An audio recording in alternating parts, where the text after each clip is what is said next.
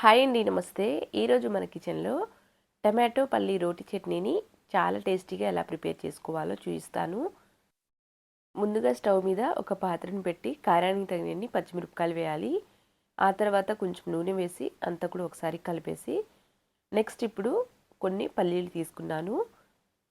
పల్లీలు కాస్త వేగిన తర్వాత నెక్స్ట్ ఇప్పుడు కొంచెం ధనియాలు, కొంచెం జీలకర్ర, కొంచెం మాత్రమే మెంతులు, నెక్స్ట్ కరివేపాకు కూడా వేసి అన్నిటినీ కూడా లో ఫ్లేమ్లో పెట్టి ఎక్కడ కూడా మాడకుండా నిదానంగా వేయించుకోవాలి.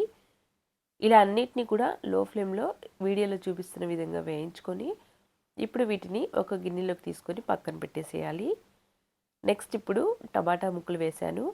కొంచెం ఉప్పుని అలాగే కొంచెం పసుపుని వేసి నెక్స్ట్ కొంచెం చింతపండును కూడా వేశాను. అంతా కూడా కలిపి మూత పెట్టి లో ఫ్లేమ్లో టమాటా ముక్కల్ని మెత్తగా ఉడికించాలి. ఇలా ఉడికిన తర్వాత ఒకసారి కలిపి మళ్ళీ మూత పెడుతున్నాను. వీడియోలో చూపిస్తున్న విధంగా ఇలా మెత్తగా ఉడకాలి. ఇలా ఉడికించి ఇప్పుడు స్టవ్ ఆఫ్ చేసేయాలి. స్టవ్ ఆఫ్ చేసేసి పక్కకు పెట్టి చల్లారనివ్వాలి. ఆ తర్వాత ముందుగా ఇక్కడ నేను పల్లీలు, పచ్చిమిరపకాయల్ని ఇలా రోట్లో వేశాను. ఉప్పు అలాగే వెల్లుల్లి రెబ్బలు కూడా వేసి ఇలా దంచుకోవాలి. వీటిని మరీ మెత్తగా కాకుండా కాస్త బరక ఉండేటట్లు ఇలా దంచిన తర్వాత నెక్స్ట్ ఇప్పుడు మనం ముందుగా ఉడికించి పక్కన పెట్టిన టమాటా ముక్కల్ని వేస్తున్నాను. ఇలా టమాటా ముక్కలు కూడా వేసేసి ఒకసారి నూరాలి.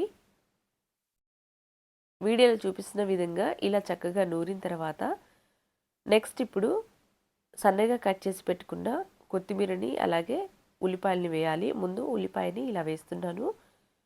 ఉల్లిపాయని కాస్త దంచిన తర్వాత నెక్స్ట్ ఇప్పుడు కొత్తిమీర, పుదీనాను కూడా వేస్తున్నాను. ఇలా వేసిన తర్వాత అంతా కూడా చక్కగా నూరితే టమాటో పల్లీ చట్నీ చాలా రుచిగా ఉంటుంది.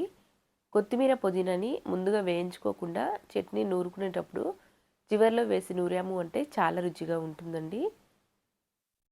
ఇప్పుడు ఈ పచ్చడిని అంతటినీ కూడా ఒక గిన్నెలోకి తీసుకుంటున్నాను.